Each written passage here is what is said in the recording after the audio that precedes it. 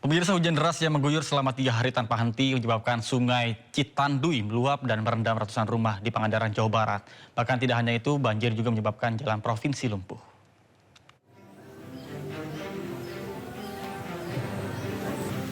Hujan dengan intensitas tinggi mengubah sejumlah titik di Kabupaten Pangandaran menjadi lautan air. Wilayah yang terparah akibat banjir terjadi di Kecamatan Kalipucang dan Padaherang. Jalan provinsi penghubung Pangandaran terendam hingga 40 cm. Kendaraan roda 2 tak lagi bisa melintas, sementara warga terpaksa berjalan kaki menembus banjir demi beraktivitas. Kecamatan Padaherang, Dusun Sukasari, Desa Sukanagara menjadi wilayah terparah. Total, rumah yang terdampak di 2 kecamatan itu mencapai 181 unit dengan rincian 31 rumah di Padaherang dan 150 di Kalipucang.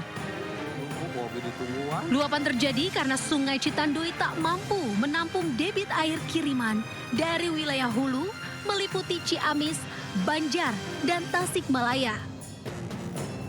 Kini, sebagian warga telah mengungsi mengantisipasi adanya banjir susulan. Pemerintah setempat juga mengimbau warga agar waspada lantaran curah hujan masih tinggi. Dari Pangandaran, Jawa Barat, Irfan Ramdiansyah melaporkan. Sementara di Banyumas, Jawa Tengah, hujan yang juga mengguyur selama 3 hari menyebabkan 6 rumah rusak parah akibat tanah bergerak.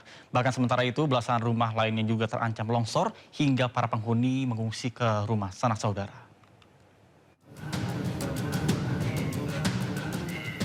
Warga dikejutkan dengan longsornya 6 rumah hingga alami kerusakan parah di perumahan Puri Wirada di 3 desa Wirada di Sokaraja, Banyumas. Longsor terjadi usai hujan deras mengguyur selama 3 hari hingga menyebabkan tanah bergerak. Kontur tanah liat di perumahan ini membuat kondisi tanah labil dan terus mengalami pergerakan. Sementara itu, belasan rumah lain juga terancam longsor.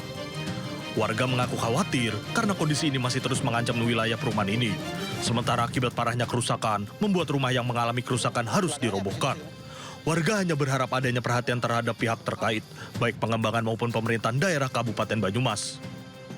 Apalagi, rumah-rumah yang akan dirobohkan ini tergolong baru dibuat. Saat ini seluruh warga memilih mengungsi ke rumah sanak saudara agar terhindar dari hal-hal yang tak diinginkan. Dari Banyumas, Jawa Tengah, Irman Agustianto, iNews melaporkan.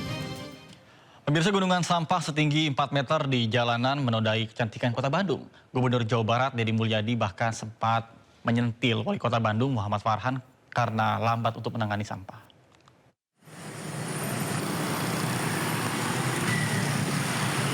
Sudah 3 bulan tumpukan sampah di Kota Bandung ini meresahkan. Sampah di TPS Dakota di pinggir jalan ini menggunung hingga setinggi 4 meter.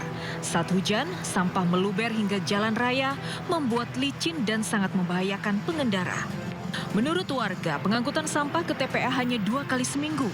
Tidak cukup mengurangi sampah yang makin menumpuk. Bukan kendaraan, coba kalau longsor ini ke sana ke jalan. Bahaya ya Pak ya? Iya. Gara-gara sampah, Gubernur Jawa Barat Deddy Mulyadi menyentil Wali Kota Bandung Muhammad Farhan yang memiliki anggaran 7 triliun tapi lambat menangani sampah. Anggaran Kota Bandung itu gede, 7 triliun. Itu sangat dimungkinkan untuk menyelesaikan masalah sampah dengan cepat, dengan alokasi yang dimiliki. Sampah menjadi persoalan serius di Kota Bandung. Sebanyak 1.496 ton sampah Kota Bandung diproduksi setiap harinya. Tapi jumlah itu tidak lagi tertampung di TPA Sarimukti. Dari Bandung, Jawa Barat, Ervan David, iNews melaporkan.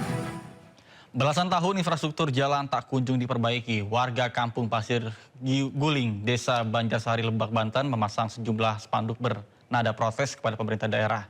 Bahkan selama ini jalan berlubang dan juga berlumpur membuat aktivitas warga menjadi terganggu.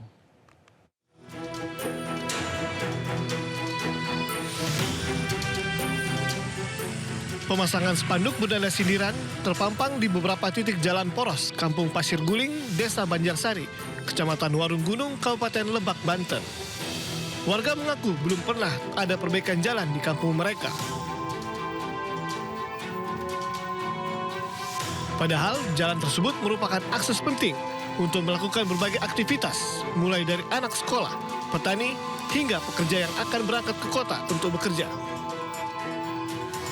Kerusakan jalan ini sudah berlangsung lama. Terakhir kali dilakukan perbaikan jalan pada 2010 silam.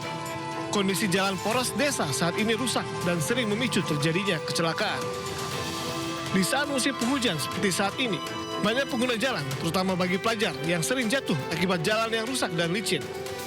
Cuman yang kami harapkan ya secepatnya pembangunan ini dilaksanakan. Apalagi kan sekarang di eranya era modern lah ya. Apalagi Provinsi Banten di mana letaknya lebih dekat dari Jabodetabek, namun secara pembangunan kalah jauh dengan daerah di Jawa Tengah, Jawa Timur, di mana jalan-jalan masuk ke desa, ke pelosok itu ya udah beraspal semua.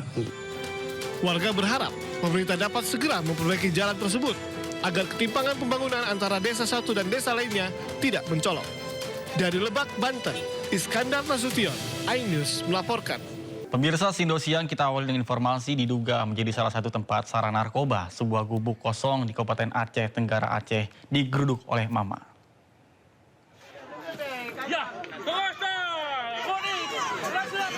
Aksi ini dipicu akibat keresahan masyarakat di mana gubuk tersebut merupakan lokasi tempat pengguna narkoba. Kecurigaan warga yang didominasi emak-emak dibuktikan dengan penemuan beberapa alat hisap sabu-sabu. Kemudian usai menemukan barang bukti, keadaan itu menyulut amarah para emak-emak hingga terjadi bongkaran paksa.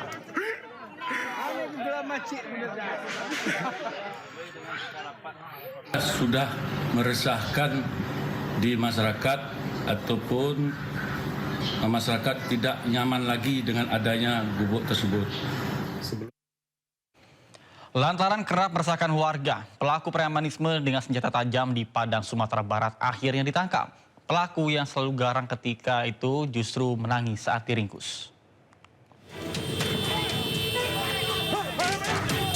Tim Klewang Satreskrim Polresta Padang bergerak cepat menangkap seorang pria bernama Bayu, pelaku premanisme dengan menggunakan senjata tajam. Saat penangkapan, polisi menyita sebuah golok yang digunakan pelaku dalam aksinya. Pria 36 tahun ini kemudian dibawa ke Mapolresta Padang dengan menggunakan motor untuk jalani pemeriksaan. Bayu yang dalam aksinya garang, namun saat dibawa polisi justru menangis. Polisi menjelaskan, Bayu telah menjalankan aksinya lebih dari 3 kali dan terekam CCTV.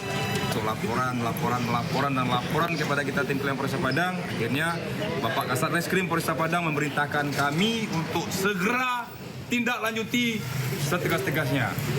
Tetap kita berupaya waspada dan karena si pelaku sering menggunakan senjata tajam dan membawa senjata tajam, jadi kita harus berketat dan tidak kita beri celah untuk yang bersangkutan menggunakan senjata tajamnya.